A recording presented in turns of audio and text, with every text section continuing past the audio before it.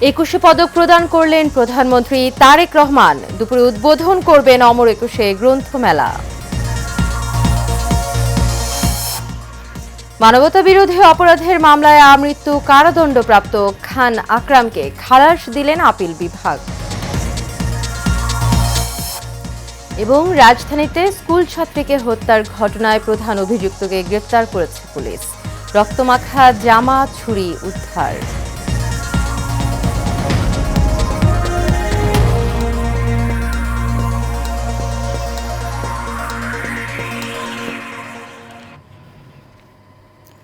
স্বাগত এশিয়ান নিউজে। পুরো সময় জুড়ে আপনাদের সঙ্গে রয়েছি আমি অরণ্য বিনতি ইউনুস। এতক্ষণ শুনছিলেন বিআরবি কেবল ইন্ডাস্ট্রিজ লিমিটেড সংবাদ শিরোনাম। চলে যাচ্ছি বিস্তারিত সংবাদে।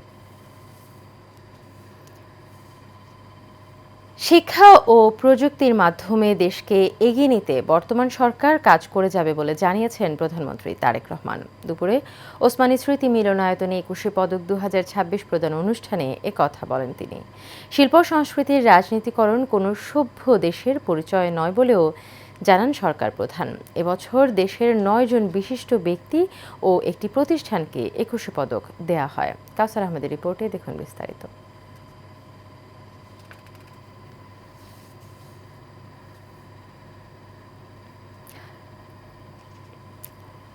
দর্শক, রিপোর্টটি প্রক্রিয়াধীন রয়েছে। চলে যাচ্ছি পরবর্তী সংবাদে। বহুমাত্রিক বাংলাদেশ প্রতিপাদ্য নিয়ে আজ শুরু হচ্ছে অমর 21 বইমেলা 2026। দুপুর 2টায় বইমেলার উদ্বোধন করবেন প্রধানমন্ত্রী তারেক রহমান।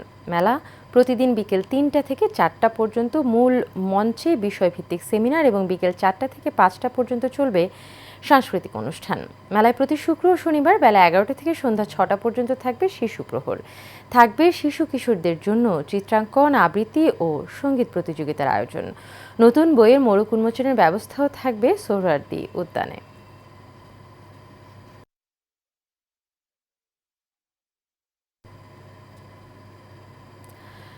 প্রধানমন্ত্রী তারেক রহমানের সভাপতিত্বে নতুন সরকারের মন্ত্রী পরিষদ বিভাগের প্রথম বৈঠক অনুষ্ঠিত হয়েছে। সকাল 10:30টার দিকে বাংলাদেশ সচিবালয়ের মন্ত্রিপরিষদ বিভাগের সম্মেলন কক্ষে এ বৈঠক শুরু হয়।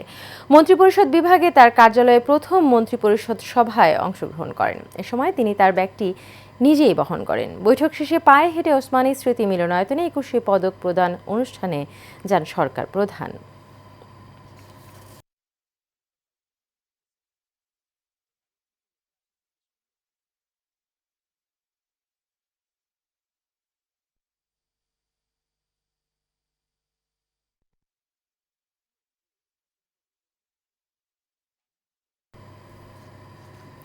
দর্শক, সংবাদের শুরুতে যেমনটি বলছিলাম, 21 পদক প্রদান অনুষ্ঠানে প্রধানমন্ত্রী তারেক রহমান যে বক্তব্যটি দিয়েছেন এবং সেই বিষয়ে যে প্রক্রিয়াধীন রিপোর্টটি ছিল তা আমাদের হাতে চলে আসছে। চলুন দেখে এসে। দেশের দ্বিতীয় সর্বোচ্চ বেসামরিক সম্মাননা 21 পদক 2026 প্রদান করেছেন প্রধানমন্ত্রী তারেক রহমান। বিভিন্ন ক্ষেত্রে গৌরবোজ্জ্বল ও উল্লেখযোগ্য অবদানের স্বীকৃতিস্বরূপ এবছর দেশের 9 জন বিশিষ্ট ব্যক্তি ও একটি প্রতিষ্ঠানকে 21 পদক দেওয়া হয়।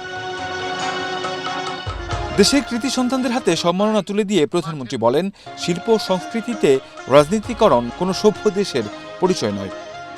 শিক্ষা, গবেষণা এবং শিল্প সাহিত্যের চর্চাকে আরও বেগবান করতে রাষ্ট্র এবং সরকার তার দায়িত্ব অবশ্যই পালন করবে। বর্তমান সরকার শিক্ষা ও প্রযুক্তির মাধ্যমে দেশকে এগিয়ে নিতে কাজ করে যাচ্ছে বলে জানান সরকার প্রধান। একটি রাষ্ট্র এবং সমাজে কৃতি মানুষদের সংখ্যা যত বেশি বাড়তে থাকবে, সমৃদ্ধি এবং নৈতিকতার মানদণ্ডে সেই সমাজ তত বেশি আলোকিত হতে থাকবে।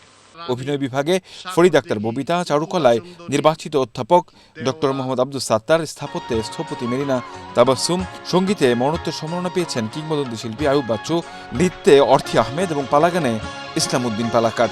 সাংবাদিকতায় শফিক রেহমান, শিক্ষাক্ষেত্রে পেয়েছেন অধ্যাপক ডক্টর মাহবুবুল আলম মজুমদার এবং ভাস্কর্য স্বীকৃতি পেয়েছেন তেজস হালদার জস। এছাড়া সঙ্গীতাঙ্গনে বিশেষ অবদানের জন্য জনপ্রিয় ব্যান্ড ওয়ারফেজকে 21 পদক 2026 ভূষিত করা হয়েছে। কাউসার আহমেদ, এশিয়ান টেলিভিশন, ঢাকা। 71 সংগঠিত মানবতা বিরোধী অপরাধের মামলায় আমৃত্যু কারাদণ্ড পাওয়া খান আকরাম হোসেনকে খালাস দিয়েছেন আপিল বিভাগ। প্রধান বিচারপতি জুবায়ের রহমান চৌধুরীর নেতৃত্বাধীন বেঞ্চ এই আদেশ দেন। আদালতের রাষ্ট্রপক্ষ ছিলেন চিফ প্রসিকিউটর মোহাম্মদ আমিনুল ইসলাম।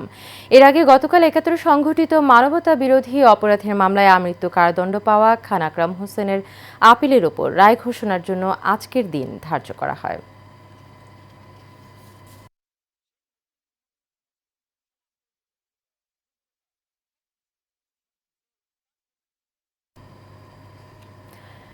রাজধানীর হাজারীবাগে স্কুল ছাত্রী শাহরিয়ার শারমিন বিনতিকে ছুরিকাঘাতে হত্যার ঘটনায় সিয়াম নামে অভিযুক্ত যুবককে গ্রেফতার করা হয়েছে। ভোরে রাজধানীর কাঁঠালবাগান এলাকা থেকে ওই যুবককে গ্রেফতার করে পুলিশ।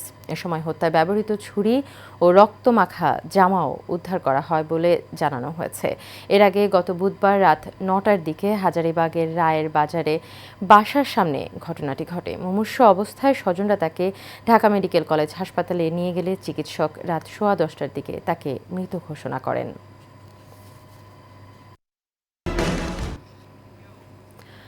বরিশালের আঘইলঝাড়া উপজেলার দাসেরহাট থেকে কবিন্দার বাড়ি পর্যন্ত সড়কটি দীর্ঘদিনেও সংস্কার না হওয়ায় দুর্ভোগে রয়েছেন স্থানীয়দের অভিযোগ, রাস্তাটি দীর্ঘদিন ধরে সংস্কারের অভাবে চলাচলের অনুপযোগী হয়ে পড়েছে। ফলে প্রতিদিনই নানা দুর্ঘটনা ঘটছে। এলাকাবাসীর অভিযোগ, বিগত সরকারের আমলে রাস্তাটির সংস্কারের বারবার দাবি জানালেও কোনো কাজ হয়নি। তাই চলাচলের দুর্ভোগ কমাতে দ্রুত সড়ক সংস্কারের দাবি স্থানীয়দের। দাসেরহাট থেকে দক্ষিণ দিকে যে রাস্তাটা, এটা গোবিন্দাবাড়ি পর্যন্ত মানুষের চলাচলে অনুপযোগী। কোনো লোক হাঁটতে পারে না, কোনো রিক্সা গাড়ি, একটা রোগী অসুস্থ হইলে সেখানে অ্যাম্বুলেন্স ঢুকতে পারে না। আমাদের এই রাস্তাটা একটু দেখেন, যাতে যেভাবে আমাদের এই রাস্তাটা যাতে সুন্দরভাবে হইতে পারে। এলাকার মানুষ, আমাদের মা বোন, ছোট বাচ্চাদের ভাই, তারা স্কুলে যেতে পারে, মানুষ যাতায়াত করতে পারে। এখন যে সরকার আছে তাদের কাছে আমার একটাই আবেদন যে এই রাস্তাটা সুন্দরভাবে হোক। গাজীপুরের শ্রীপুরের ছাপিলাপাড়া এলাকার চোক্কার খাল দখল আর দূষণে এখন বিলীনের পথে। স্থানীয়রা বলছেন, একসময় কৃষি সেচ এবং স্থানীয় পরিবেশের জন্য গুরুত্বপূর্ণ ছিল এই খালটি। তবে বর্তমানে ভরাট হয়ে রয়েছে অস্তিত্ব সংকটে। খালটি শুধু একটি জলাধার নয়, এটি ঐতিহাসিক স্মৃতিরও অংশ। খালটি খনন করেছিলেন শহীদ প্রেসিডেন্ট জিয়াউর রহমান। গাজীপুর থেকে সুমন গাজীর পাঠানো তথ্য ও ছবিতে বিস্তারিত জানাচ্ছেন গোলাম কিবরিয়া।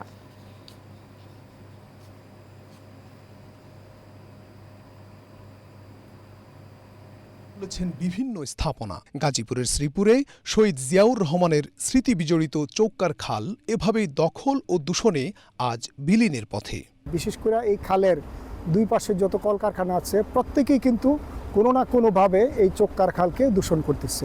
শুধু দূষণ নয়, খালপাড়ে যত কলকারখানা আছে প্রত্যেকেই কিন্তু দখলও করে ফেলছে। উপজেলার লবলং খালের একটি শাখার অংশ চৌক্কার খাল, যেটি এখন গড়গড়িয়া খাল নামে পরিচিত।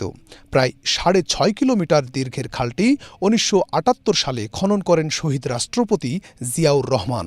স্থানীয়দের দাবি, জিয়াউর রহমানের স্মৃতি বিজড়িত এই খালটি অগ্রাধিকার ভিত্তিতে পুনর্খনন করে আগের অবস্থায় ফিরিয়ে দেয়া হোক। রুহুল আমিন সাহেব, আমি আর জনাব জিয়াউর রহমান সাহেব এক অর্ধেক উনি দোষ, তারপর আমরা পারি নাই ওনার মাথা দিতে, কিন্তু ওনা আরও বাড়াইয়া ওনার মাথায় নিয়ে ওই দিকে নিয়ে ফলাইছি। আমরা নিজেরা মাটি কাটি, রাইতে দিনে মাটি কাটি, আমরা এইবেলা খুব ভালো পয়সা হয়েছি।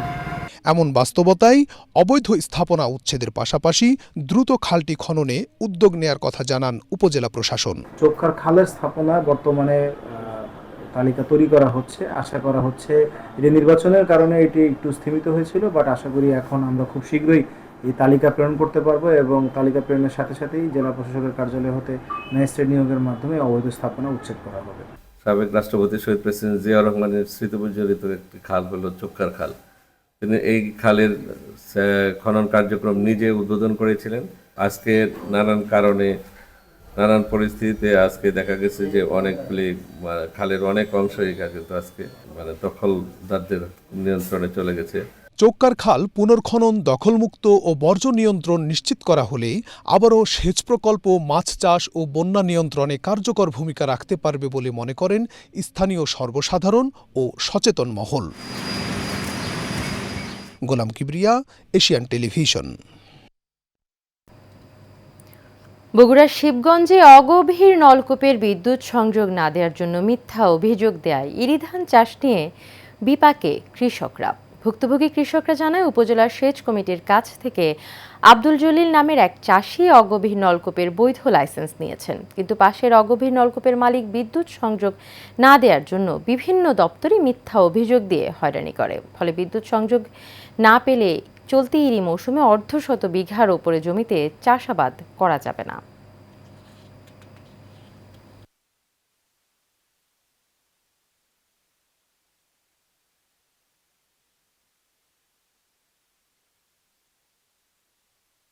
আমার ভীষণ বড় হয়ে গেছে, আমরা দ্রুতভাবে আমার হলে বিদ্যুৎটা তাড়াতাড়ি চাই, না তো আমাকে ধান লাগানো যাবে না।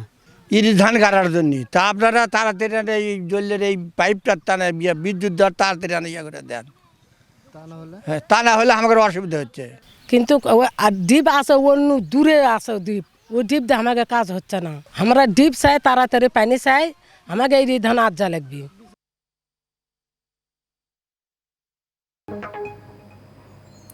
সংযমের মাস রমজানের শুরুতেই সুনামগঞ্জের নিত্যপণ্যের বাজারগুলোতে দেখা দিয়েছে অস্থিরতা। কেনাকাটার ভিড়কে পুঁজি করে হু হু করে বাড়তে শুরু করেছে প্রয়োজনীয় দ্রব্যের দাম। এতে বিপাকে পড়েছে নিম্ন আয়ের মানুষ। এদিকে সরবরাহ কম থাকার অজুহাত বিক্রেতাদের। এনামুল কবির মুন্নার পাঠানো তথ্য চিত্রে বিস্তারিত জানাচ্ছেন রাশেদ আকন। প্রতি বছরই রমজান এলে অসাধু ব্যবসায়ীরা নিত্যপণ্যের দাম বাড়িয়ে অতিরিক্ত মুনাফা লুটতে মরিয়া হয়ে ওঠে। এই চিত্র দেখা যাচ্ছে এবারও। রমজানের শুরুতেই সুনামগঞ্জে বাড়তে শুরু করেছে নিত্যপণ্যের দাম। বিশেষ করে লেবু, কাঁচামরিচের দাম আকাশচুম্বী। প্রতি কেজি কাঁচামরিচ 160 থেকে 200 টাকা, প্রতি ডজন লেবু বিক্রি হচ্ছে 200 থেকে 250 টাকায়। এছাড়াও কেজিতে 20 থেকে 50 টাকা দাম বেড়েছে সয়াবিন তেল, পেঁয়াজ, রসুন, আদা, শসা, বেগুন, ছোলা, মাছ, মুরগিসহ বিভিন্ন পণ্যের। আগের যে দাম আছিল এর চাইতে দাম আরো বেশি বাড়ছে। আর রমজান হিসেবে সিন্ডিকেট তৈরি করা হইতেছে।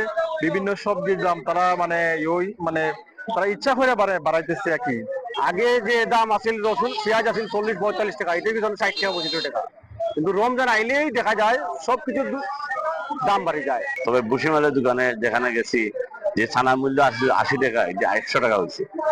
এটাই তো আমরা আশাবাদী, নতুন সরকার ক্ষমতায় আসছে, আগামীতে মানুষের ক্রয় ক্ষমতার ভিতরে দ্রব্যমূল্য যাতে পায়। এদিকে সরবরাহ সংকটের কারণে পণ্যের দাম বেশি বলে জানান বিক্রেতারা। এই মরিচ কালকে কিনছি আমরা 700 টাকা, আজকে কিনছি 800 টাকা, 160 টাকা কেজি। এই উড়ি কিনছি কালকে আপনার 18 টাকা কেজি, আজকে 26 টাকা কেজি। এই সব কিছুর দাম বাড়ছে, বাড়ার কারণ মাল কম বাজারও দাম বাড়ার কারণ আছে, গাড়ি আয় না তো। রাজশাহী থেকে যে গাড়ি আইতো, এই গাড়ি দুইটা জায়গা দেখতে হয়। রমজানকে পুঁজি করে বাজার কিছুটা ঊর্ধ্বমুখী। তবে অভিযোগ পেলে অসাধু ব্যবসায়ীদের বিরুদ্ধে অভিযান পরিচালনার কথা জানান এই কর্মকর্তা। যেগুলো রমজানে ইফতারিতে মানুষ খেয়ে থাকে সেগুলোর একটু দামটা ঊর্ধ্বগতি। বাজারে যদি কোনো অনাকাঙ্ক্ষিত পরিস্থিতির সৃষ্টি হয় তাহলে জেলা প্রশাসনের সহযোগিতায় সেখানে আমরা মোবাইল কোর্ট পরিচালনা করি। বাজার নিয়ন্ত্রণে কার্যকর পদক্ষেপ নেবে কর্তৃপক্ষ, এমনটাই প্রত্যাশা সাধারণ মানুষের। Rashed Akon, Asian television. শেষ করবো এশিয়ান নিউজ, তবে যাবার আগে বিআরবি কেবল ইন্ডাস্ট্রিজ লিমিটেড সংবাদ শিরোনামগুলো জেনে নেব আরও একবার।